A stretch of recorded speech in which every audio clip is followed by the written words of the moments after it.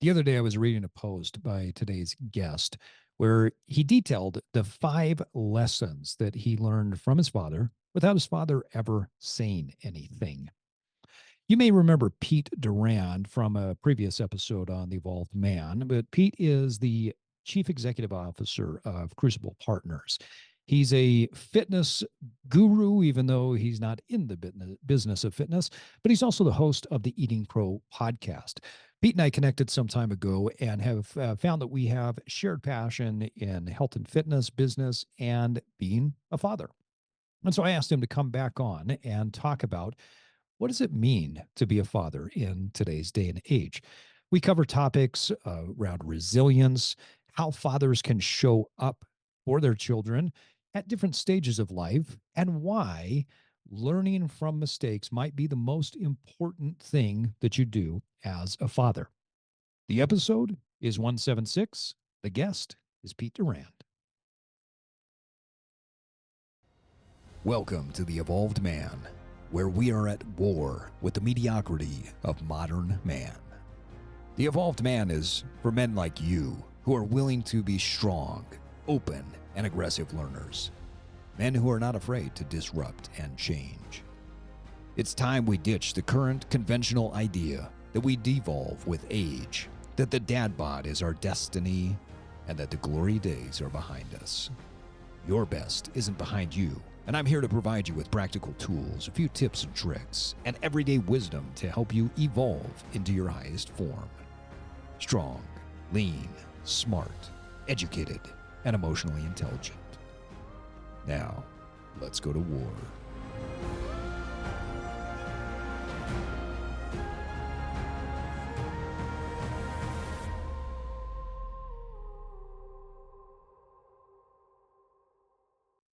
Well, Pete Durand, welcome back. Thanks for coming. It's good to be on the program again. And when you reached out, particularly about the topic you want to jump into, how could I say no? I think it's a topic that both of us feel very passionate about. But as I mentioned before, the recording started, it's important, I believe, in today's day and age, that people hear from somebody who is a very busy professional, somebody who's running his own business, who puts a priority on staying healthy. But doesn't neglect the areas of life that I think are most important, and that's namely being a father and parenting. In our day and age where being overweight and obese is north of 70%. And so you're in the minority if you are a healthy, fit individual. And we continue to see issues where parents, men in particular, are just not present in their kids' lives. I think this is a message that's more relevant today than anything else. So I appreciate you coming on to Yeah. talk about it. I know setting an example is important for you, but I also believe it's not only critical that we set an example for our kids to follow, but we also teach them the what and the why as well. So, Yeah. aside from setting an example of a well-lived life, I'm curious, how do you teach your kids? Well, actually, one of the things I've been watching with your content is something I've tried to get better at, which is, Mm, and the word you mentioned is why. yeah, yeah, Right. yeah, So I think when your kids are really young, why is not important, right? They just need to see it.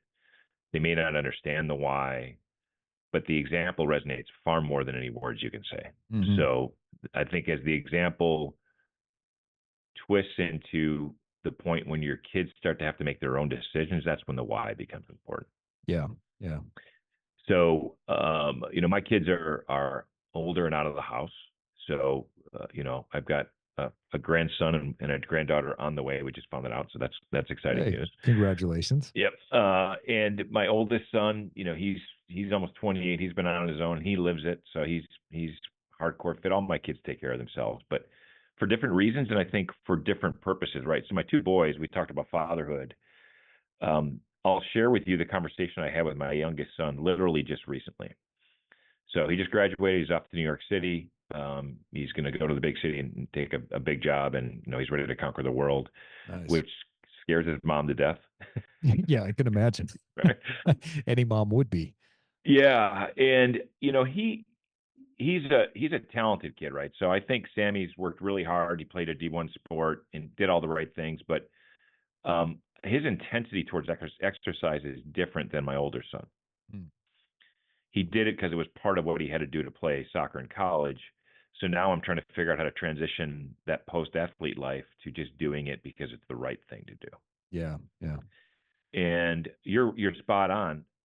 So I talked to him about the why. And by the way, if I was to sit down with any one of my kids and have a discussion with them about what's important in life, the list would be pretty long. It wouldn't be just It's three not or just, four things. yeah. Yeah, Yeah. It's not there'd just health be and fitness. There's a lot of yeah, things. Yeah. there'd be 10 things on it. But I did say I'm going to give you four things that if you do these four, the other six on the list will naturally happen.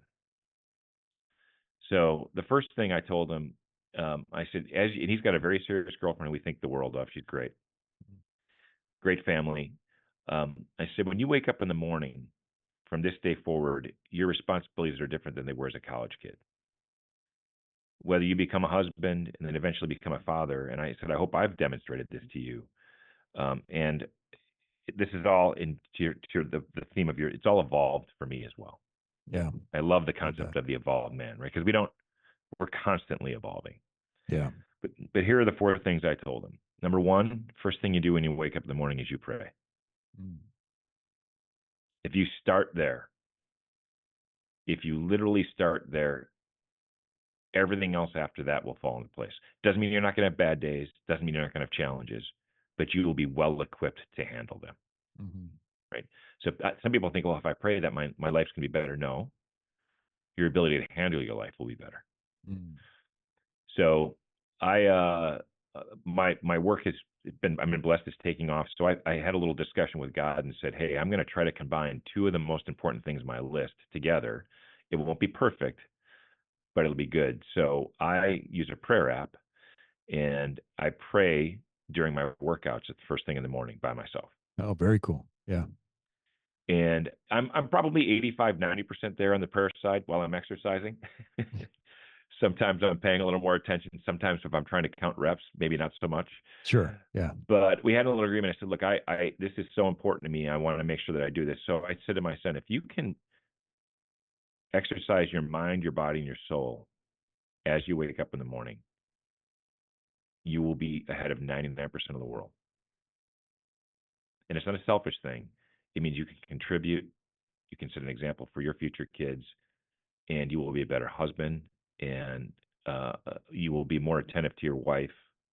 You'll be less self-centered if you wake up and thank God every morning for what you have.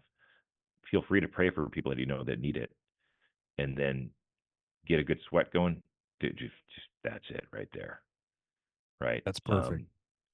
And then we can dive into more of the other things, but those two things, if you got to get that right, because that's the only time of the day where no one's going to schedule a meeting. Yeah, you're 5 you're 5 you're a.m. Yeah, completely locked in at that point. And if it doesn't happen, so I love that you talk about that this is the very first thing, because if you get too much into the machinations of the day and you start working and yeah, you go into something yeah. else, you're going to get lost. Oh yeah, And you might yeah. lose your sense of purpose. So I'm curious, what does this look like for you? If it's while you're doing your workout and you're Hmm. combining those two things, do you have a process? Do you just kind of let Yeah. it flow? What does that look like? Everybody prays and meditates and Yeah. speaks to God in a different way. I'm curious what that looks like for you. So it's interesting when for the last 3 or 4 years I worked from home because I started my own consulting company after I sold my business, and Mhm. that was very unique. So I was always a morning workout guy, but when I worked from home and my kids were out of the house, there was less pressure in the evening for a sports practice or a game or something Right. that would come up. And you can't, as a father, come home after working 10, 12 hours and go, see, I'm going to the gym.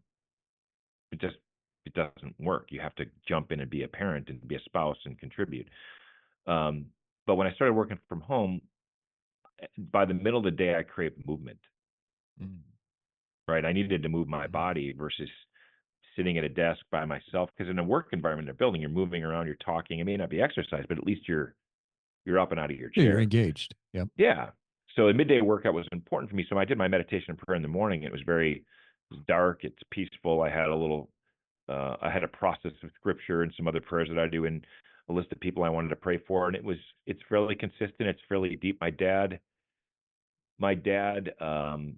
is a very quiet guy, and literally 5 6 years ago, I was sitting with he and my mom. I'd been home visiting by myself on a business trip. I swung by, and my mom just said, "Hey, you ought to ask your dad to share how he prays." Oh, interesting. Okay. So he's got a set of prayers that he goes through, but at three different points or four different points in his prayers, he pauses. And the first time he prays for everyone he knows that is sick or has passed away. Mm. And Steve, it blew my mind. There's almost 200 people on the list So he's actually keeping a list. in his head. Wow. In his head. Wow. If I said to my dad, "Hey, my friend Joan is going through breast cancer," she's on the list. Wow. And he remembers every one of them. I said like this, like, oh my god, I suck. Like, It's amazing. dude, dude, how do you do that? And no one knows.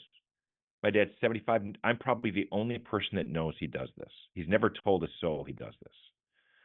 Then he pauses again about 15 minutes later, and he prays for world peace. Mm. And he prays for leaders. He prays for conflict, soldiers, innocent victims, families of soldiers, soldiers have been injured or killed. It's detailed. Wow. It's deep. And then he pauses another 5 10 minutes later, and he prays for his family, every single person in his family, every member, his wife, his kids, anything they might be going through, his grandkids, in depth, And when I heard that, it was amazing to me. And the last set of prayers he does is for himself. Help Mm. me be a better husband, father, leader, whatever it is. And I just looked at him like, man, I've been just going through the motions, dude. Like Wow. Yeah. that's how you pray. That's intentional. I mean, that is a well thought out process. It is a very in depth process, and you've got kids. We've all got kids who go through they all are in different phases. At one point, one of your kids probably isn't in the place you want them to be, right? And you try to work through and help them with that. But I have found that the impact my father's prayers had on me and my family is visible, and I can feel it on my family that I shifted that years ago to that process. Um, and by the way, there are days where I'm kind of really into it, and there are days where I'm probably not as into it. So it doesn't have to be perfect. It just has to be, to your point, intentional. Yeah. Well, and I think sometimes, over the years, I've heard people talk about, well, don't just go through the motions. I take an opposing view to that. I Yeah. think that when you go through the motions, every once in a while, emotion starts to come and Oh you yeah. start to get into a deeper state. But if you're not doing the thing on a regular basis, if you're not praying, if you're not following your process, then it's too hard. I don't know if you ever read any of Stephen Pressfield's work. He wrote the book, the War of Art, not the Art of War, but the War of Art. I have not read that. So Pressfield is a really well known writer. A lot of people don't know, that he wrote Legend of Bagger Vance, Oh, and many best selling books, amazing. right? Yeah. But at a certain point, he shifted and he wrote this book, The War of Art, and it was basically a what is the war, the battle that you go against every single day when you're trying to create something. Mm. And in this very simple book, he details out the process of how to get into a state of inspiration, how to talk to the muse, how to get that creativity flowing. And it's very simple. You just have to overcome the resistance of doing it. And then you do that every single day. He says, I'm Yeah. inspired. And I can't remember when the time is, but he goes, inspiration strikes me at about, whatever it is, 8:10 in the morning, every morning. And I've started writing at 7:30. And Yeah. when I read that, I thought, yes, Yeah. go through the motions because the motions are going to create the emotion and get you into something that is, there's greater depth there. Um, that's a beautiful process that your dad goes through. I want to come back though to something that you said a minute ago, where you said that you can feel it. It's very palpable in your life. Yeah. I had a conversation with a friend yesterday, and we have recently connected, to have more conversation about life and business. And he's somebody that I've worked with in the past, and we've been friends for, gosh, the better part of 2 decades. Okay. After we had chatted, the next day, the very next day, I'm walking into a meeting and I just paused and I could feel the presence of him praying for me. I told him the next day, I said, "Hey, will you just stop doing that?" Because I'm literally walking into the meeting, Ron, and I can feel you praying for me based on our conversation yesterday, that you're praying for me to be successful and accomplish the things that I want to. I said, "Stop doing that. It's distracting to me." And You he know, it's laughed. He said, "Steve, I can't do that. That's the one thing I will never do for you, is stop praying for you." It is very palpable, right? And yeah. I'm curious how you feel that in your life. And also, what are your kids feeling? Because I'm sure as a father, you're praying for them as well, right? Oh yeah, intensely. Um, you know, I again back to this term evolving, right? And the Mhm. evolved man. I'm a very different person than I was 10, 15, 20 years ago. Mm. And I think the process that I go through, both physical, mental, and spiritual, or all three of those things in the morning, has allowed me to de-stress my life in a way that I haven't been able to experience before. Mm. I don't know that I always put God and prayer first. I got to it, but it wasn't a priority. Same thing with, and the third thing I was going to tell my kids is tithing, right? Give God your Mm. first fruits, right? Give him your Yeah. first fruits. And you've heard it. I've read it. I've read the that if you do that, God will pay you back tenfold. And you might not be able to touch it. It may not be money. It may not be whatever. But I have found that by doing that, um, God presents miracles in my life in ways I would never expect. Interesting. Sometimes it's just the ability to handle a stressful situation with some calm and peace, Hmm. um, to just enriching the relationship I have with my wife, right? Recognize how blessed I am to have her in my life, in my kids' life. I don't know that my kids can necessarily feel my prayers yet. I think that they're on their own path and journey in their spiritual lives, and all I can do is by example let them know how important it is in my life. Talk to them when they want to have the conversation. But I recognize that in my 20s, I was in a pretty temporal phase of my life, Yeah. right? Yeah. When you shift, and it's funny, my parents are completely over into the spiritual world, to the point where, you kind of laugh and smile. No, no, you're there 5 minutes with them and it's already shifted into religion and with a slant of politics. It's almost too much, right? But they mean Yeah. well. And I didn't Right. understand it at first, but that's where their life is centered, right? You get reflective, you get Mhm. more emotional, you get more spiritual and thoughtful. I'm going to go through that phase. My kids are going to roll their eyes at me too. They Yeah. might Yeah. might listen to this, go, "Geez, Dad, way to go." Yeah. But I'll give you. You asked the right. I think probably, hopefully, one of the ways that they feel prayer is when we're together and they see how I interact with other people, Mhm. or they meet people from my past,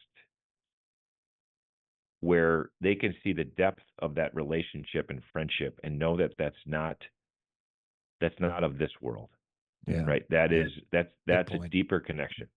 Good point. That's a pretty powerful thing, isn't it? Hmm. My daughter and I had a really cool experience. She wanted to go to the gym. Yeah, this was over the holidays, and she said, "Hey, can we go work out together?" She'd been busy with school, and typically, she doesn't live at home anymore, so she typically works out on her own. She said, "Dad, Yep. let's go to the gym together." So we go to the gym, and we ran into somebody, and I introduced her to him, and he's, made some comments about me, and we walked away, and I could tell that there was an impact that was made. And like you said, the interactions that we have with other people, when we are focused and intentional, and when we are not just going through life without an intentional focus, we make connections with others that are on a deeper, more spiritual Hmm. level. And those are the relationships that last. Those are the things that are not surface level. Those are when heart to heart, mind to mind. You see another person for who they are, they see you, and you create a connection that Yeah. is it's more natural and it tends to last longer because as you continue to grow and evolve, so do they. Yeah. And there's more maturity in that relationship. Yeah, without a doubt. I was talking with another kind of a peer mentor of mine the other day, and you know, in a customer facing or when I'm leading a company, very often I'm at events or conferences or shows, and half of it is networking and shaking hands and dinners and everything. And I have a gregarious personality, might be the way to describe it. Mhm. But I share with him, I said, those events absolutely drain me. Mm, I do not enjoy it. I go back to my hotel room and I just want to go to sleep. He's yeah. like, really? It just seems like it's so natural. I said, that's the thing. It's not. Yeah. Yeah. It's like likes on your social media platform. It's so surface level and it's so disingenuous. Yep. I thrive in deeper personal relationships with a smaller group of people who I align with. That's where I get my joy. So you asked an interesting question. I guess I can parrot it back this way. I can see my prayer impacting my kids' lives by watching how they interact with other people. Oh, interesting. Okay. Um, my son, oldest son, just made an introduction to me to a banking connection that my company might use. And I said to the connection, I said, at what point is my son now making me banking introductions, right? Yeah, that's pretty cool. Right. And um, I see him out in the business world. We had an opportunity to go to a couple of business events together, and watching him interact with other people is just a joy. All of my kids have the ability to do that, which is a blessing. But I know that they're forming deep relationships, and I know that people respect them because they treat other people well. So to me, I think that's where I can see perhaps some of that prayer life manifest itself in their ability to have deep relationships with other people and treat people with kindness and respect. When my oldest son was 18, probably 19, we were at church and we had walked in and we had walked by an older gentleman in a wheelchair, and he was very old and he was in poor health and he was having a hard time kind of engaging. And my wife has this, she has this innate compassion for the elderly, like just Mm, incredible compassion.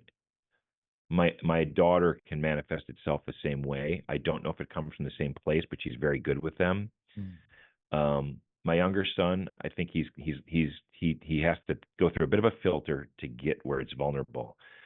But on the way back out of church, my oldest son, at 18 or 19, probably in college, knelt down next to this man, held his hand, and looked at him and said, "God bless you. I hope you have a great day." And looked wow. him right deep in the eyes and the soul. My wife looks Wow. at me. I'm like, well, you don't coach that. I don't know where that comes from. Yeah, that's natural. That Yeah. comes from the soul. So I appreciate the question. I had to think about it, and maybe those are examples of where God is working through us, right, as parents, to hopefully Mhm. pass that along to our kids.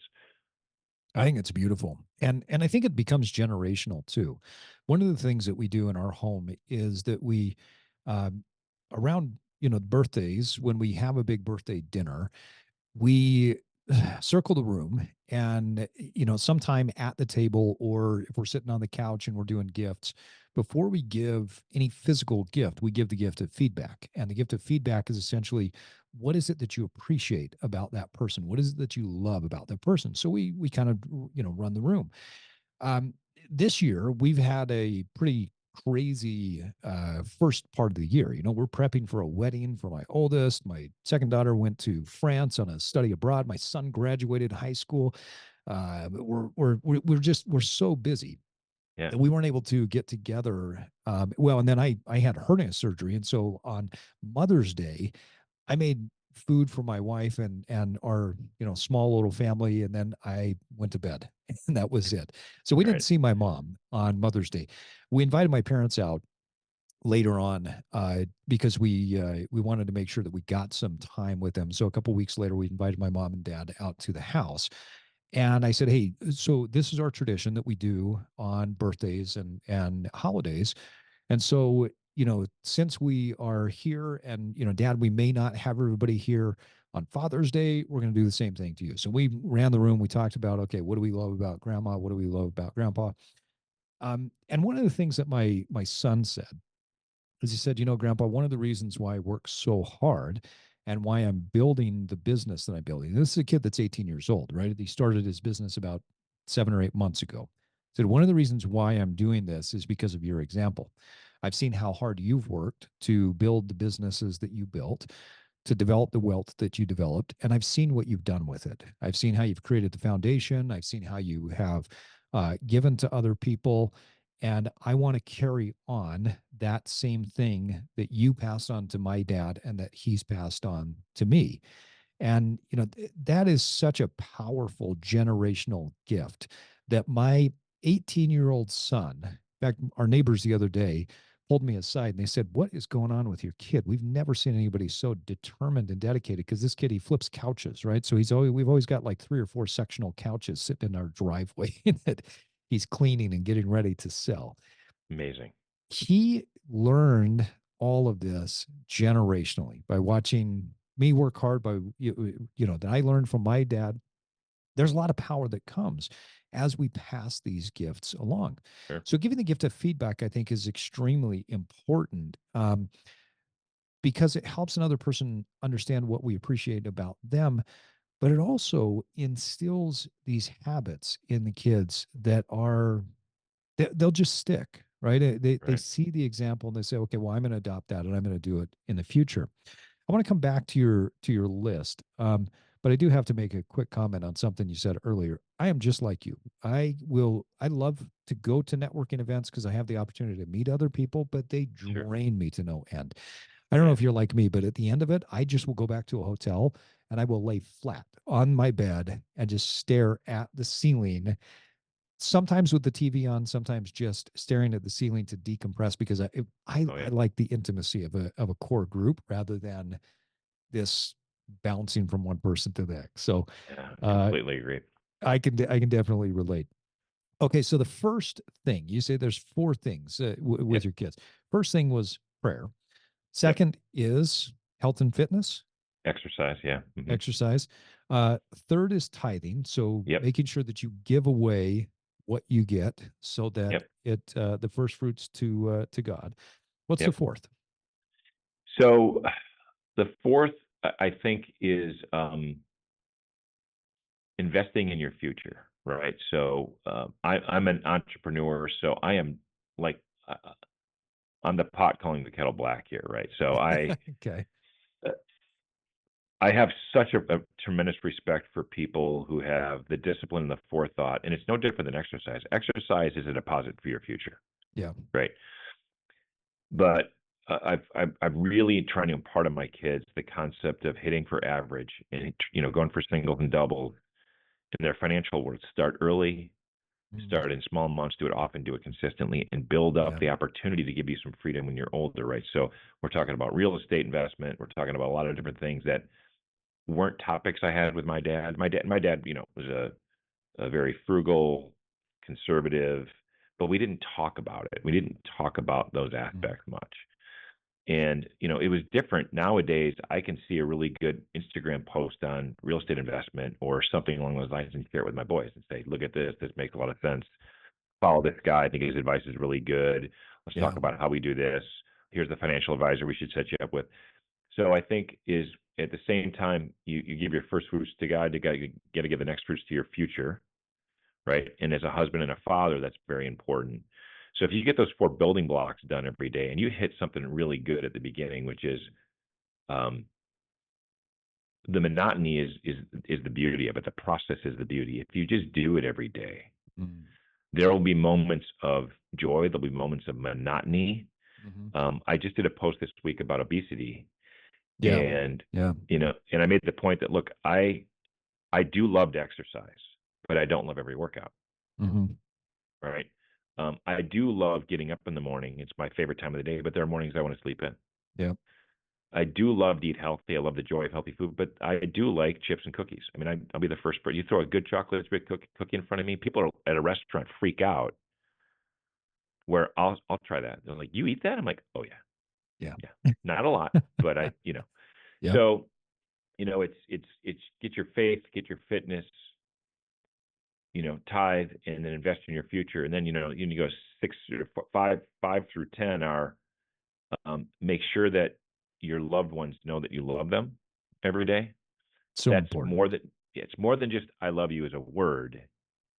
It's in your actions, and those are things that, as a parent and as a husband, I've always said. There are times where I go to bed and I go, man, I should have been a better husband or father today. I shouldn't have said that, or why did I do that? What was I thinking?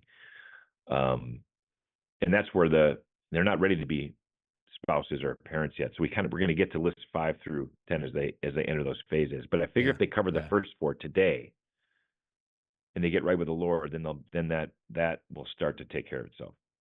I love that. And I love the idea or the fact that you're doing this right now, right? The fact that you're teaching these things at every stage. I mean, I think back to when my kids were young. When my kids were young, it was easy to be a dad, right? Being a dad, um, when the kids are young, I basically just had to be a little bit silly, I had to be a little bit goofy, I had a few jokes. Most of them were fart joke related because that was the thing that made them laugh the most. Sure. But then over time, becoming a dad meant much more. And there was an evolution in my toolbox. There was an evolution in my skill set that had to happen. And when they became teenagers, when they moved past those teenage years and they started to go past high school and now into college, and now I've got one getting married. The toolbox never gets filled up, right? The toolbox just continues to have to expand. The skill set continues to have to expand. I'm curious from your perspective, what has changed as a father as you've gotten from a kid or a father of young kids to now a father of adults? What's evolved or what's changed for you the most? Well, it's a great question, and we didn't even tee that up earlier, but I'm glad you asked it. There's 3 things that I can tell you um, modified, adjusted, or completely evolved my approach to parenting. Okay. And I'll give the first 2 are more generic, and the third one's a pretty specific example. So the first 2 are I had to, and you mentioned this, I had to make the switch from being fun and silly and energetic and being that dad to less becoming their friend and more becoming their parent. Mm-hmm.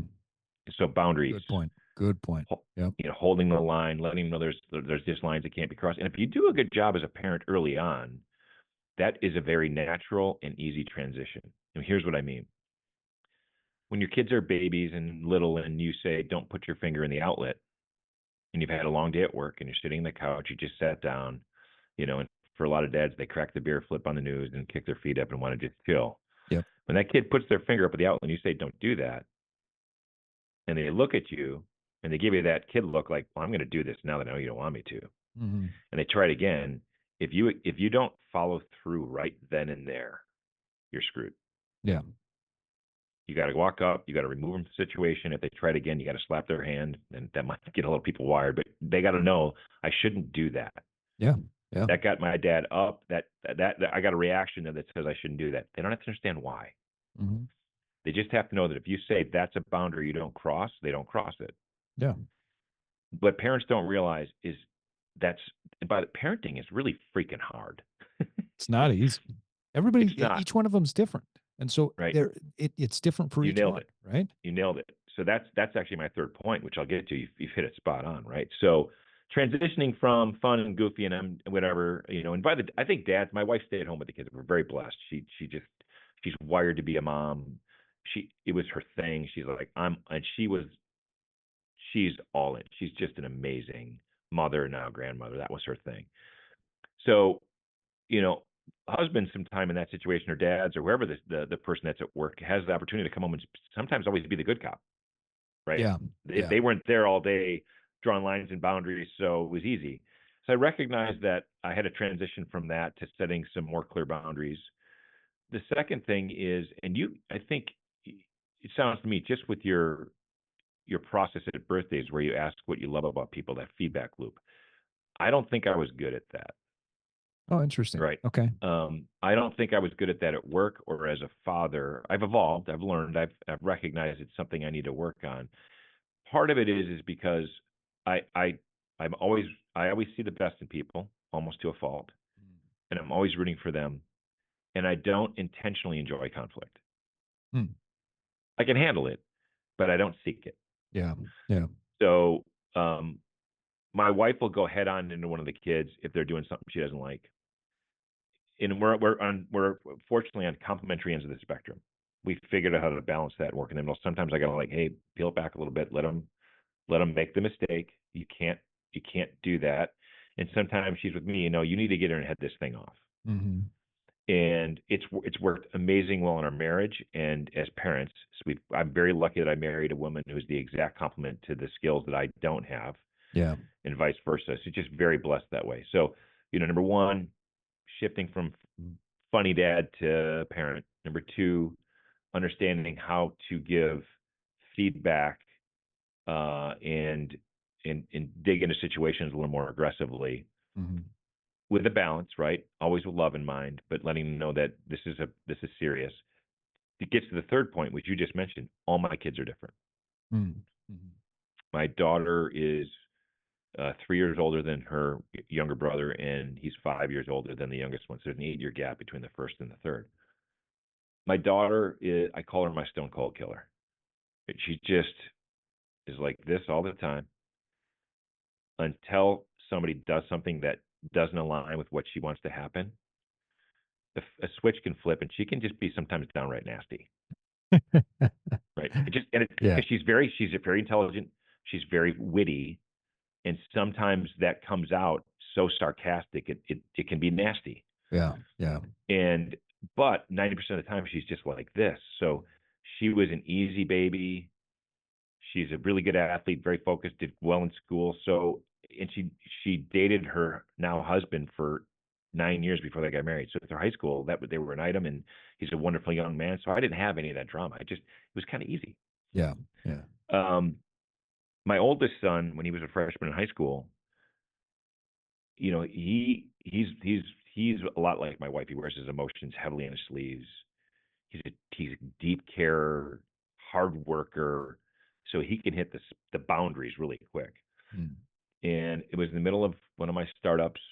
Money was tight. I was stressed. I was working hard, working late, and we had set up a little library in our house where I had my desk, and there was a desk for the kids to do work. And he was working on something, and he kind of got a little snippy with my wife, and then he snipped at me. Steve, I freaking lost it. I went on a verbal onslaught to that kid and just let him have it. Mm. It was the right thing to do. How I did it was wrong. Yeah. Yeah. I've been there Yeah, and I sat multiple back times. at and said to my wife that night, that can never happen again. That's on me. And she said, "What do you mean?" I said, "Vin doesn't communicate this way. I'm communicating the way I wanted to communicate, not the way he communicates. He's 13 years old. He doesn't know how he communicates yet. Yeah. He Yeah. doesn't know how to process what we just did there. What we Mm-hmm. did was wrong, but I've got to so I literally, to your point, had to change 100% the way I interfaced with him. And he's an incredible young man. We have a great from that day forward, we didn't have one of those again. That's great. And I've never had another one with any one of my kids. And it changed the way I approach people I work with as well. I had to recognize I've got to interface with everyone I work with differently too. That was a very long-winded answer to a great question. That's a great answer, but in it sparks, I think, even more conversation about this topic because, like you, there are moments where I look back and I think, okay, right thing, wrong execution, and I did that multiple times. Right intention, right thing, wrong execution, and I believe that when we execute things poorly, I think one of the best things we can do as a parent is apologize. And 100%. to do so in a way that doesn't diminish what needs to be, but do so in a way that clearly calls out the behaviors, the tonality, whatever it is that was wrong. Yep. And so that's something that my kids and I have had multiple conversations about. My son and I in particular, because he was one that would continually push the button and overstep the bounds. And we would have those conversations. And sometimes when I did I wasn't close to being my absolute best. Correct. Right thing, right boundaries set, wrong way of handling it. And so I learned early on in his life to learn how to give and develop the art of the apology. And when I say the art of the apology, I'm not talking about that I became very good at apologizing and then Yeah. not changing. I believe that great Yeah. art has substance to it. I'm curious, in your life, as you've looked back at some of those moments, how have you leaned into the art of the apology? Um, I think it's where I think it's where men in general, which is why I appreciate so much of your content, struggle with the line of um, vulnerability and masculinity. Mm-hmm. And I'm not talking about toxic masculinity, which I think is ridiculous. Right. Um, when you teach your kids that it's okay to make a mistake and okay to acknowledge it, it opens up a new world for them, right? Um, whether it's entrepreneurship, right? It's okay to make a mistake. I can try something new. Yep. It's also good for them to recognize that as a parent, you're not going to be perfect. Mm-hmm. You can't hold yourself to that standard. And if you can acknowledge to your kids when you make a mistake, now there are all sorts of mistakes that parents can make, right? Whether I lose my cool at a specific point in time, or snap at someone, or embarrass them. Sometimes I embarrass them intentionally. I'm not apologizing for that. Same. Uh, Yeah. but I here's where I think a lot of people make a mistake. Your apologies need to be few and authentic. If you think you can F up and just apologize for it and it becomes rote, you've lost them. Yeah. There's no trust, there's no authenticity, there's no moral, ethical lines that are crossed. So definitely okay to apologize, but you should not make that same mistake again. Yeah. That's the one. And it doesn't mean you're gonna pivot and change, but boy, and there are some things apologies just won't make up for, right? Yeah. Yeah. So yeah, I think it's really, really good to apologize, but you have to lead a life where you're trying to do the right thing every time. You may not do it every time. Mm-hmm. Um, so my dad probably would maybe have had to make 3 or 4 apologies to me in my entire life, and I don't know when he would have had to. I think in my post I said I've never seen him intentionally ever do the wrong thing. It doesn't mean um, he always made the correct decision, right? Right. Right. But I never saw him intentionally take a shortcut or do the wrong thing or treat someone poorly. And so if he did apologize, I would know how meaningful that would be. Yeah. Because it has impact. It's not something that's just thrown out there with Correct. no action behind it. There's no integrity, right? The Hmm. way I look at integrity, I think so many people get integrity wrong. They think it's just honesty. And while there Hmm. is honesty within integrity, integrity is integratedness. It's thought, word, action lining up. The building that I'm in is integrous if everything is lined up and it's strong and it's stable and it's structurally sound, right? My Yep. life is integrous if what I believe, what I say, and what I do are integrated and they are aligned, right? So I think it comes down to having that integrity that if the apology is there, then the follow up is there as well. If I'm Yeah. just constant, oh, I'm sorry.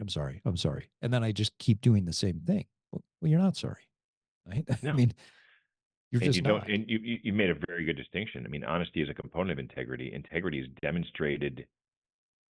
Is a demonstrated thing, right? When Mhm. you have integrity, it means your actions are rooted in the right intention.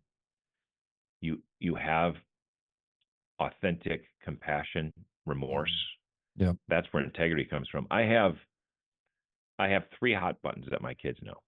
My wife knows. Okay. I have three hot buttons. Um, Number one is dishonesty.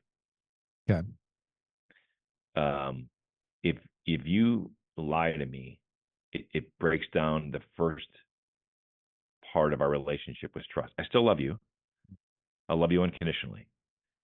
But if I can't trust you, it changes our relationship dramatically. Yeah. Big time. So dishonesty is one of the top hot buttons for me. And my kids have recognized it. Like if they fall on their sword and say I did this and they own it, boy, it's a very different reaction you get from me. Hmm. We talk about it, what happened, why'd you do it, what are you going to do to do better, but there's no anger, there's no whatever, and there might be a repercussion, but it's talked about and open, like, well, that deserves this, right? Yep, I get it. The second one is laziness. Okay. I do not resonate with lazy people. Yeah. Yeah. They get under my skin. Uh, I have to bite my lip, like literally bite my tongue and go, right? In my last post, I talked about, and you talked about this early on, the obesity trend in our country, right? And everybody Yeah. wants to blame their genetics. They want to blame society. No one wants to own it themselves. Mhm. And when I see a 40-year-old, otherwise healthy person who's morbidly obese riding a scooter at Disney so they can get first in line Yeah. while their kids are walking next to them, that's pure ass laziness and it pisses me off. Yeah. Yeah. When I see someone taking a shortcut, it could be as simple as, let's say I'm painting a fence with one of my kids. There's a right way to paint a fence. Hmm. There's a hundred ways that are wrong to paint a fence. You do it right, you do it clean, you do it with detail, and you do it well. If you cut any of those corners, it's going to get me. And I get that from my dad. My dad always did the right. He did the project right. And Yeah. sometimes it took a little longer. So I don't like dishonesty and laziness. My third one is I just don't like meanness. I don't like mean people. Mm. If I see someone picking on someone that can't defend themselves, I'm stepping in. Just don't like it. Don't like that person. And that is another area where you can see me go from nice guy to a switch flip in about 2 seconds. Yeah. And I don't know. I don't know why those are hot buttons for me. I maybe, but um, they're hot buttons. Yeah. I'm with you on all three. I think I've Yeah. probably got a couple of others that are my hot buttons, but those three are mine as well. Um, and my kids know that if like the the trust thing, right? I mean, Yeah. trust, honesty, and respect are the foundations for every relationship. There you go. Yeah. Love is always going to be there with family. You're Yep. always going to love. You're always going to have that unconditional love. But trust, honesty, and respect are the foundation. And if you don't trust in that relationship, everything else crumbles. If the honesty and the transparency isn't there, if the respect for each person as their own individual is not there, then the relationship crumbles. You might have love for them, but there's no way that it's going to grow, flourish, and turn into something if you don't have those foundational pieces. Yeah. And if you break trust, if it's deeply broken, it's so hard to repair. Yeah, it's doable, but it's difficult, right? Yeah. When I went up to New York with my son a few weeks ago to help him find an apartment, Mm-hmm. and he's 6'4" kids, good looking kid. He's very personable. People are naturally drawn to him, and God bless him. That's an amazing gift. But we went out with his roommate and his dad, and we met a bunch of other alumni that are up there as well. It's kind of neat to see 30 other kids from his school making their way up in New York City. But we went to a couple bars and a couple clubs, and I said, Sammy, you are in the belly of the beast, buddy. Yeah, yeah, You are in the belly of the beast. And we talked about it. I said, you got a very serious, wonderful girlfriend. She's not in the city with you right now. These next years are going to be very important to how you live with yourself. And I said, the reason I've been married for 32 years to a wonderful woman is we trust each other implicitly. That doesn't mean I take her for granted. mm-hmm. That doesn't mean I assume she's always going to be there no matter what. And, I can be a jerk. No, I literally trust her Mm-hmm. and she can trust me. And I said, part of the reason is I've never put myself in a situation where I couldn't do the right thing. Mm-hmm. Right. So I travel a lot for work. I do a lot of things. I'm not going out to the nightclub or going down to the restaurant bar by myself. Yeah. I'm not doing those things. I when I get in those situations, I exit stage left. If that happens, it's not because I don't trust myself to do the right thing. It's just not the right thing, Yeah. right? Yeah. And then my wife now knows that that's how I operate. And I said, I felt that way the moment we got married. Like, this isn't. I want you to understand. This isn't a sacrifice for me. It's not hard for me. I don't want you Right. to feel like, oh yeah, it's not hard. It's actually somewhat easy because I love my wife and I love my kids.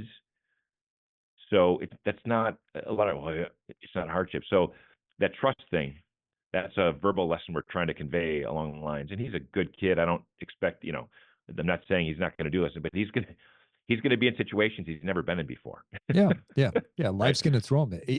especially in New York. I mean, if he's there, he's going to experience a Yeah. lot of different things that he wouldn't have experienced at home. At a pace and intensity that's hard to replicate. Yep. Yeah.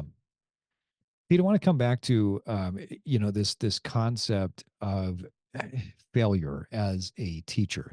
Experience really has changed my perspective over the years. I think one of the most important things that I teach my kids is through my mistakes, my failings, and my shortcomings. Um, I used to think that I needed to work really hard to do the right thing, to show the right thing. And that in a way, there was like this perfection that I was trying to attain in the way that I behaved around them. I think the successes that they achieve that go beyond what I've been able to have been a point of success, like true success in life for me, because Sure. if they can recognize and learn from my failures, I think that's a big part of me being successful as a father. Now, that doesn't mean I go out there trying to make mistakes, right? Right. But if they can learn from my failings and my shortcomings, I believe that that can help them to be even better, especially if I'm open and honest about it. Sure. I'd love to get your perspective on how, as a father, you view failure. Well, heck, I started a podcast called Eating Crow. So you know, I, I find it more beneficial for me to share either the mistakes I've made or my failures, the observations of others I've seen make mistakes, obviously not by name, right, Mhm. but by Right, caricature. right. There's enough people out there posting the life you think I lead, right? Like the successes and Yeah, yeah. the Instagram and Facebook facades. The A perfect lot of life. people saying, "Oh, yeah, how great they are." I don't think I don't think. Well, first of all, I just don't resonate that way. I can't. Maybe because I don't have enough content, right? I can't point to enough successes to go, "Hey, here you go," right? There you I'd run go. out of Yeah, content in about a week.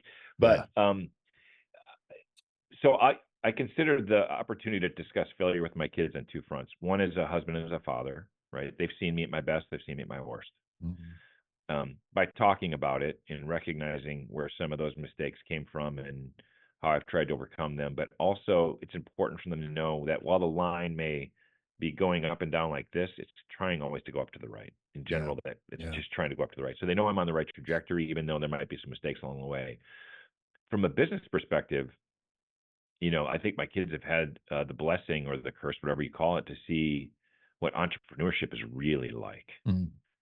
I was doing pretty well in the corporate world, probably on a pretty good trajectory. Could have lived a comfortable life, maybe very comfortable, who knows. But when I stepped off to move into the entrepreneurial space, first as a hired gun at a couple startups, and then starting my own companies, um, you know, uh, I'd say the two that I've started, one is its success is yet to be determined. I think it's going to do okay, but it was a long run. I went without an income with three kids getting ready to go to college for a couple of years. Mm, So, sold the house, sold the cars, took all my mm. investment, took on a bunch of debt. So my kids know the difference between a need and a want pretty hard, right? Yeah, There were yeah. times, I'll share a story. And I don't share this stuff very often, but there were times in that period where my wife would have to text me and say, "Are we okay for me to buy toilet paper today? Wow. Like, do we have enough money in the bank to spend $5?" Mm. Um, I don't think a lot of people recognize that a lot of entrepreneurs go through that phase. Yeah, yeah. And we went all in, right? And it was intense. So I don't say this. There are people who lose their job or become ill and have to face those things not by their own choice, right? Just Yeah. really bad luck. Yeah. I steered myself in that direction, so I owned it. I couldn't. There was no complaining. There was no nothing. Yeah. My youngest son used to read voraciously. Still, though, loves to read. So I told him, if you read a book or a series of books and they do a movie on it, I will take you to the movie because you've read the books. Mm. So there was a movie that had come out of a series of books he'd read, and um, I said, we're going to go to the movie. It was at the Dollar Theater. And I said, we can go into the dollar store and buy one thing of candy that you can bring into the movie theater with you. And I literally had $3.40 to my name when we Wow. did this. Wow. So we got 2 tickets for $1. He bought a pack of Milk Duds or something. I don't know what it was. And he had no idea. By the way, he's a lady. He thinks this is the greatest thing ever, right? Which is Hmm. awesome. Yeah. My older kids knew. My older kids knew what was going on. But I'm standing in line at the dollar store, and I looked around me, and I could see people doing their grocery shopping there Wow. and getting into a 35-year-old car with no hubcaps and raising their kids. And for me, I thought to myself, okay, you're here intentionally, Pete. You go get a job. You could do whatever. You could switch this flip. You could flip the switch right now if you wanted to. But you have always got to remain open minded and keep the perspective that you are in a very different place than a lot of people. And you better remember that, buddy. So my daughter wrote a college application paper about how she paid our rent one summer while she was in high school Wow. for us. And she got a scholarship as a result. So she wrote the story about I know the difference between a need and a want. We live in a very nice area. There's a lot of affluent people. A lot of my friends of mine done very well. So um, when my kids would get a $20 pair of Van sneakers from the outlet store, they would sleep with them. Mm. Like just hug them and smell them and sleep with them. Like Mhm. that was the coolest thing they got in a long time. So, Yeah. Yeah. you know, I don't know if I would call it a failure. You could call it a failure. You could call it a tough lesson, but I think my kids have recognized, and I think I said this earlier, it's okay to hit singles and doubles and plant seeds for long-term success. But it's a lot less stressful way to go. But if you want to become an entrepreneur, here's what it's really like. Go into it eyes wide open, set yourself up for financial success so you don't have to depend on this being sweet.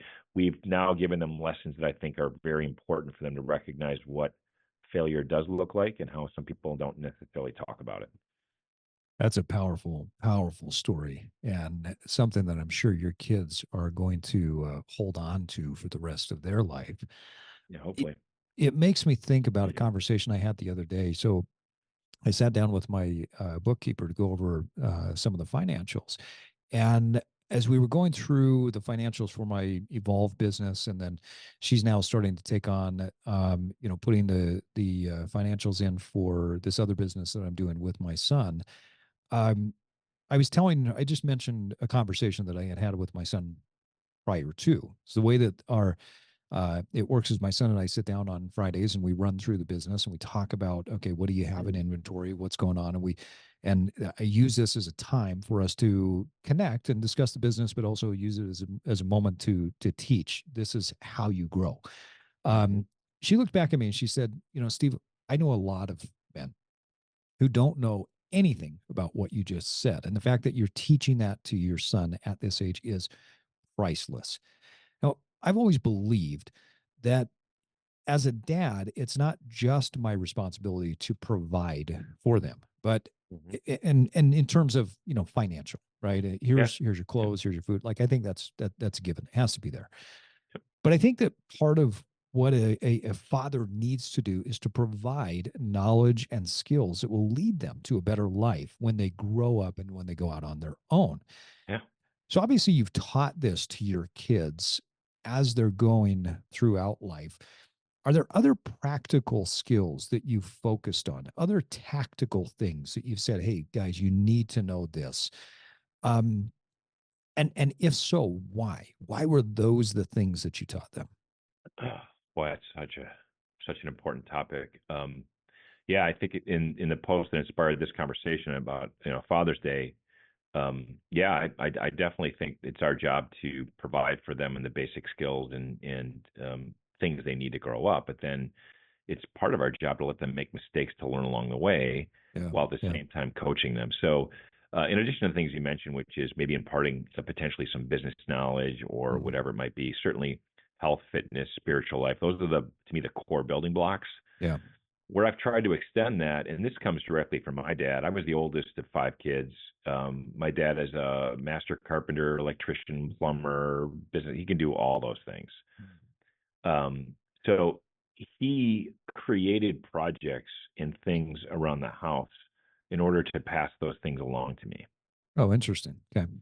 So in high school, he's like, let's make a go kart Mm. from scratch. Like he ran an engineering company. We had a welding shop, fab shop, machine shop. So we started to make a go kart from a snowmobile engine, which would have been pretty fast. Yeah.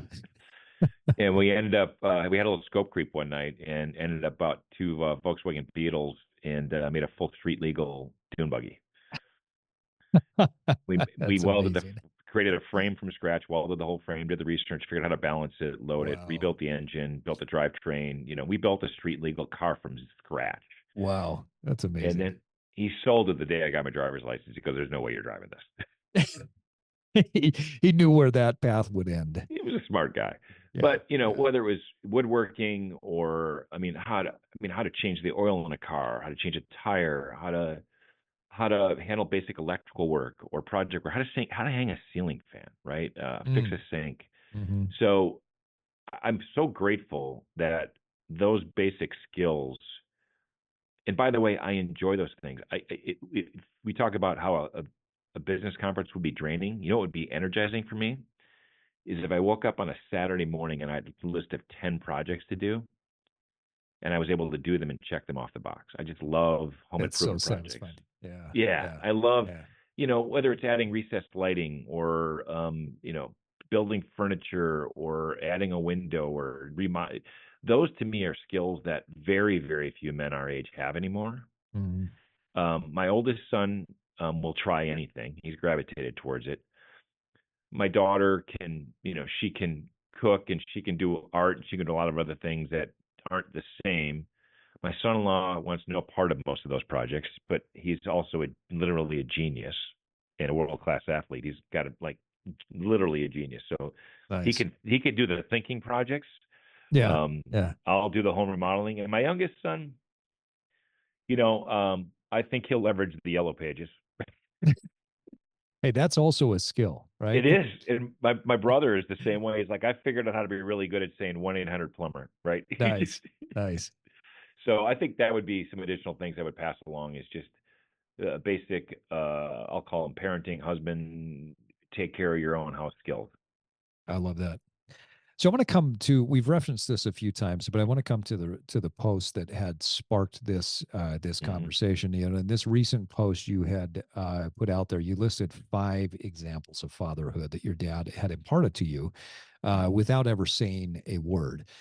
I love that part of it. Let me just pause there for a second because, Sure. as they say, still waters run deep, right? And I think Mm-hmm. oftentimes when there's a depth of knowledge, when there's a depth of emotional intelligence, when there's a depth of spiritual intelligence, there might not be a lot of talking, right? It just, you see it, you feel it, but Yeah. the other person doesn't necessarily have to say it. So I love that part. But I want to talk through each one of these things that your dad had imparted to you. You mentioned that the first one was always do the right thing.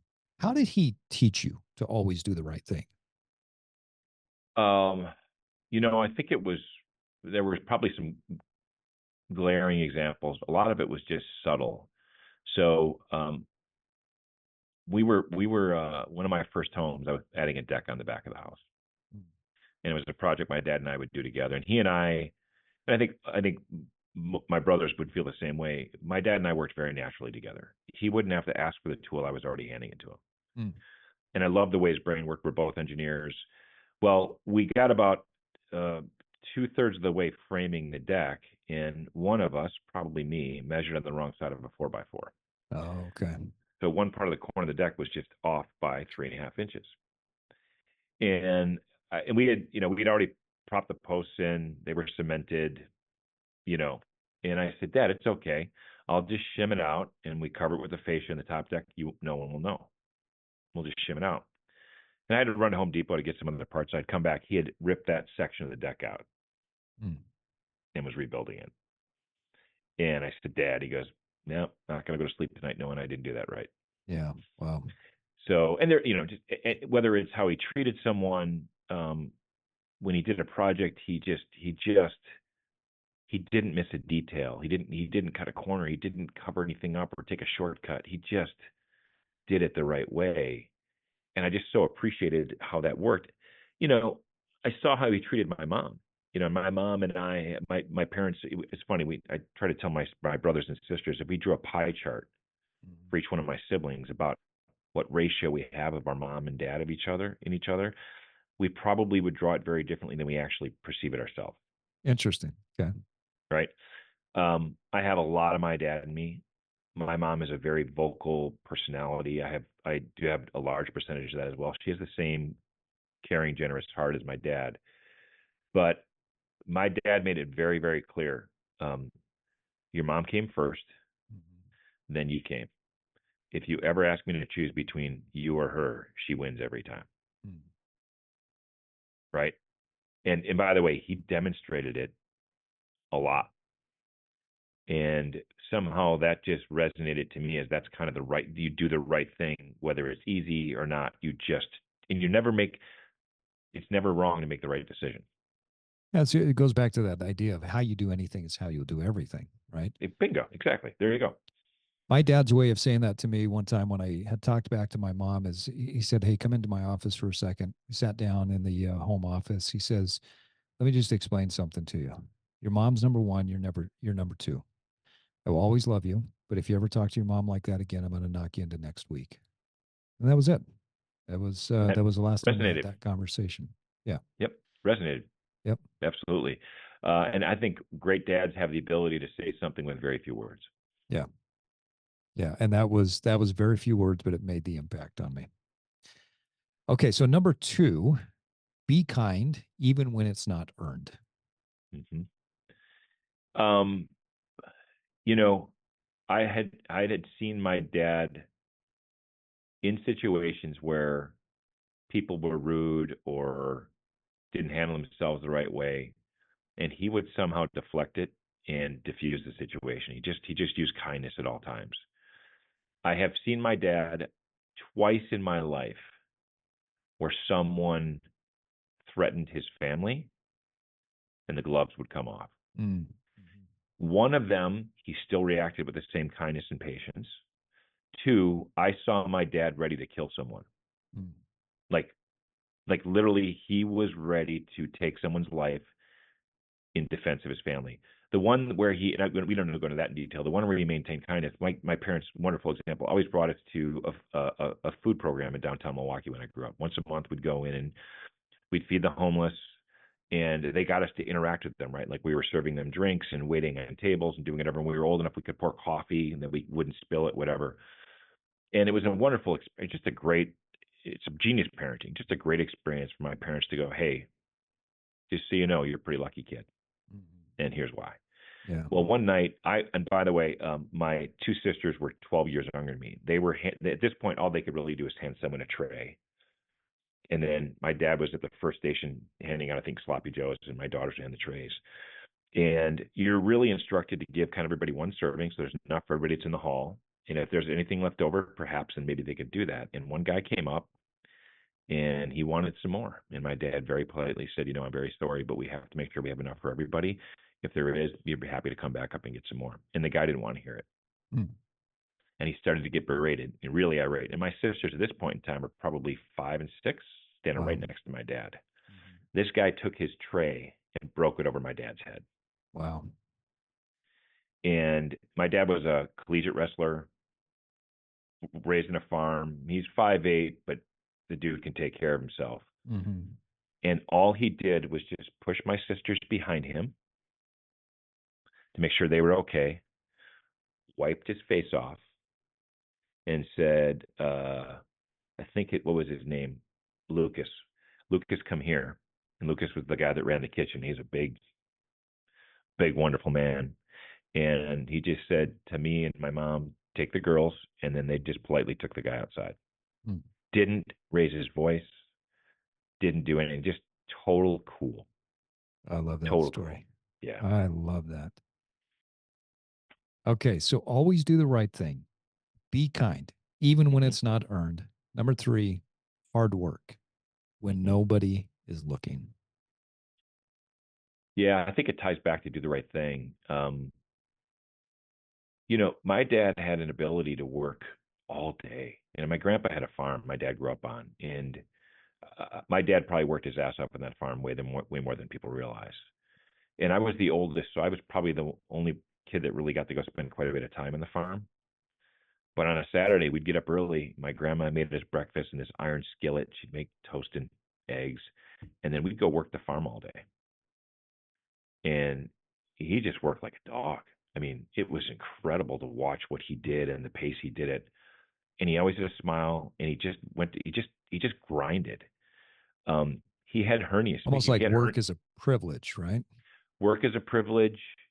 It's it's to your earlier points, two lessons, Jimmy. It's emotion. It is Yeah. emotion Yeah. you go through. If you go through the motion and if you're capable of hard work over a consistent period of time, the world is your oyster. Yeah. Yeah. Right? Exercise, diligence. It's just an innate skill, and he had that skill. He had hernia surgery when he's probably in his mid 40s, my guess, early Yeah. 40s. And back then, it wasn't as arthroscopic as it is now, No, no. right? Mine was He can't. 3 holes, patch it up. I was in the gym lifting on machines, not Yeah, heavyweight. 3 days later.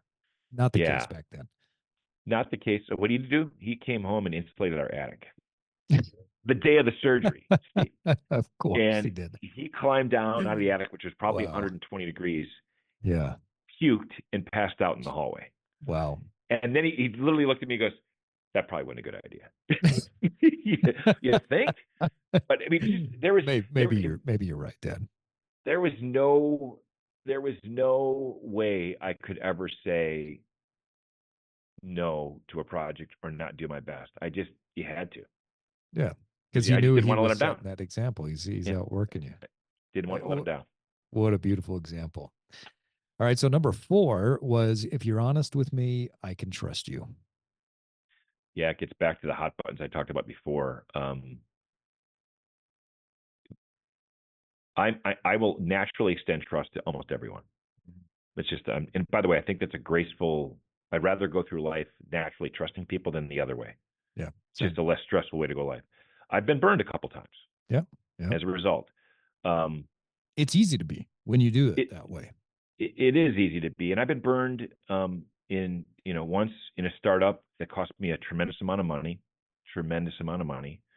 It cost me the trust of some of my investors and my boards, not because of something I did, something somebody else did, but I was on watch. Mm. And those lessons are difficult for me. So I'm an intensely loyal guy. Um, I'm working with a couple guys right now who I've known for only about 6 months, but they've proven themselves that if I'm not there and some shit's hitting the fan, they will handle it. Mm.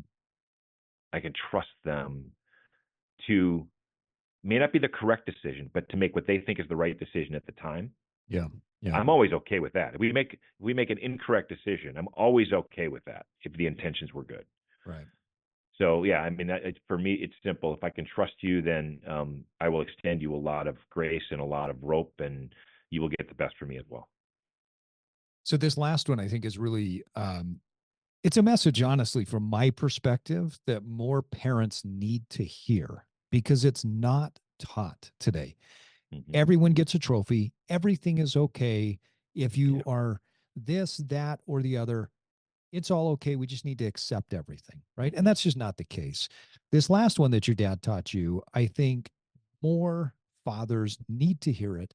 More fathers need to teach it because it's something that is, at least from my perspective, the linchpin when it comes to success for kids, right? They have to learn this message. If they don't learn this message, then they will be living in a ceramic vase that has to be carried around on a pillow for the rest of their life. Otherwise, their entire world is shattered.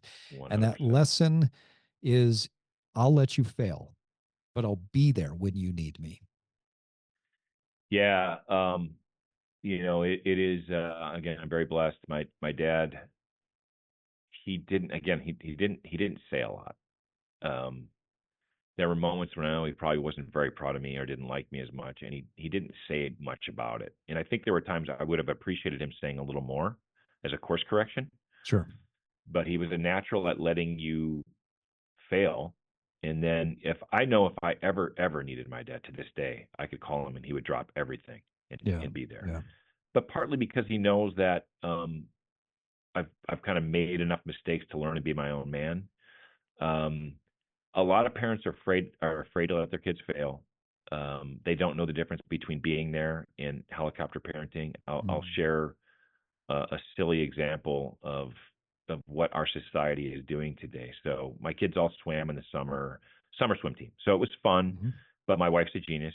They were out of the house every morning early. The kids were swimming and exercising, and then she can engage them outdoors all day long, bring them home tired. It was just a really great way. They're very Yeah. comfortable in the water. They competed a little bit, but that was the one sport where, if my kid got out of the water in eighth place and said, "Can I have some Skittles?" I'd be like, "Yeah, let's go get you some Skittles. Good job. Had a great Yeah. time." Right. But we weren't taking it seriously. So my wife was always the clerk, of course. She said, "I got to go to the bathroom. Can you take over for a while?" It's midway through the meet. I don't know, it's a freestyle. Some dad walks up to me with his 12-year-old son, who I can tell plays a lot of Xbox, right? Good description. Yep. He said, Yeah. Yeah. "Where's my kid's ribbon?" I said, "Well, I'm sorry, what's your child's name?" He said, "Tommy, whatever." I said, "Well, Tommy was in Heat 8. He basically came in 56th place. Mm. Um, there's no ribbon for 56th place." He goes, "Well, I want my kid to have a ribbon. He deserves a Wow. ribbon." Wow. And I looked at him. I said, "Well, tell Tommy to swim faster." Nice. He's like, "What do you mean?" I said, "Well, if you want a ribbon, you have to swim faster." By the way, and swimming may not be your thing, but I'm not giving Tommy a ribbon. Yeah. And he stormed off, and I'm like, "Oh, that kid's screwed. He's Yeah. just Uh, he is screwed." we've created the problem that, and here's the thing, we won't get into this on this particular conversation, but Yeah, we grew up with as a certain generation, right? Gen Xer, I think we're about the same age, right? I'm yeah, 50 or 49. Um, we grew up in this generation where we had to do a lot of stuff, right? mm, Drinking out of the yeah. garden hose, Oh yeah, not really wearing seat belts. Like we grew up in a generation where oftentimes our parents were busy. They were doing other things. Like I remember as a kid, I would leave the house in the morning. I just knew I had to be back home, for dinner at a certain time. My parents parented, but the 80s were a totally different time, right? oh yeah, And today we have created, I say we because I'm taking it on for the whole generation. We have created children that are not tough. They are not resilient. They are not determined and dedicated. They are weak, soft, um, all of those things. And there's an expectation that they should have so many things that they don't deserve. But we right. did that, right? I Oh yeah, mean, I can't look at that and say, oh, well, these kids these days, well, that's our fault, right? That's our fault right. as a generation for what we've created. And I have vehemently pushed against that with my kids, that Yep. we're not going to lean into this common narrative. And whenever the kids would come home and say, well, so and so's parents let them do that, I said, we're not them. Like, you're right. We are totally different in that Yeah. regard, in that respect. We do not eat the things that other people eat. We do not do those things. And now what's really cool is the kids have come back. They say, Mom, Dad, thanks. Like, coming home to eat at your house is the best thing in the world. It's better than five-star restaurants. Coming Yeah. home and engaging in the way that we do, watching how the people that we go to school with, the people that we work with, how they're so entitled and, like they get it now, but back then it was really difficult. we as a generation have allowed this to happen, and we need to be the ones to fix it. I don't want to push this onto the millennial generation, the Gen Z, Yeah. it's not their fault. We've got to fix it. I believe. Pete, I know we're coming up on our time, but I want to Yeah. get, one more question into you, because I believe, and I think we've referenced this a few times, that as we age as parents, we grow, we change, we evolve over time, and hopefully become more evolved men and more evolved women. What is something that you used to believe as a parent that you no longer do? Um, I'd have to say it's probably the thing we talked about earlier, which is um, one size fits all for my kids doesn't apply, Yeah, right? Uh, I know that I had to adjust my parenting style in a dramatic way that I had not anticipated, and I think, but there's a line there that doesn't need to be crossed, and you just mentioned it. It doesn't mean I became softer. It doesn't mean I didn't hold the line. It doesn't mean I set the right example. It did change the way I communicated. And to your point, we talked about executed. I executed differently. yeah, So I think for me that was really important. And I was on a podcast called the Dad Quarterback podcast a while back. We talked about some of the similar things you just mentioned. It's a great podcast. My youngest son tried out for the top soccer team when he was 11 years old, and he didn't make it when the roster came out. He wasn't on it. He looked at me and tears were in his eyes, and that's where a lot of parents go, it's okay, Johnny, we'll go to a different club, we'll get you on a different team, yeah, you're the yeah, best, you should be yeah, there, there's no, you got yeah. screwed, we got screwed. And I looked at him, I said, how do you feel? He said, I'm disappointed. I said, what are you going to do about it? He said, go practice. Nice. I said, that's all you can do, buddy. I said, somewhere, somehow, some kid played a little less video games, touched the soccer ball a little bit more than you did, Mhm. and deserves it. You're a good kid. Don't do this for me. I'm very happy with you in any team. I'll be at every one of your games. But I said, if you want this, you've got to earn it. Yeah, And that's it. And I think that's, to your point, that's that critical point where parents feel like they have to protect their children. I didn't want to push my kids to play sports. I wanted to drive them in the car to get to the sports they wanted to play, if that makes sense. Like I said, if you keep making the absolutely. team, I'll get you there Hmm. one way or the other. If you get cut, we'll figure out the next opportunity. But it's I don't know. I think as a parent, I probably spend more time in deeper conversation with my kids than I used to. As I mentioned before, you got to change from the funny guy to the parent, Yeah, and that's a blessing. beautiful perspective. Well, Pete, I know you talk a little bit about parenting, fatherhood in content that you create, but that's not your whole thing. You also Mm-hmm. run a podcast that we referenced earlier, the Eating Crow podcast. Tell our listeners a little bit more about what's going on in your life and where they can find the content that you create and where they can find your podcast. So the podcast is on the usual suspects: Spotify, Apple. It's also on YouTube, and I run a it's a consultant company, but more often than not, what I help companies with is just finding people. Mm. Um, I've been recruited a couple times in my life, and when I sold my company in 17, a couple of friends of mine were really struggling trying to find good talent, and they struggled with recruiters. Um, Recruiting is like any, there's good recruiters and bad recruiters. There's technology, there's all sorts of things out. But at the end of the day, it's getting to know people and making sure that you put them in a place where they're going to thrive and be happy, and you help the company find people who are going to make them thrive and be happy. So my company's called Crucible Partners. That's where I spend most of my time. I'm also running a company here in Boca Raton, Florida, which is a very different thing. We can talk about something else. I'm really running two businesses right now, and have never been happier. Love that. Well, the podcast is Eating Crow, the man, Pete Durand. Thanks for coming on. And if you have not caught our first episode with Pete, I'm going to put a link to that in the show notes. We had a great conversation the first time Pete was around. But Pete, thanks again for coming on today. Steve, my pleasure. Really great job with the questions and the theme. You're a pro, bud. Loved it. Thank you very much. I appreciate it.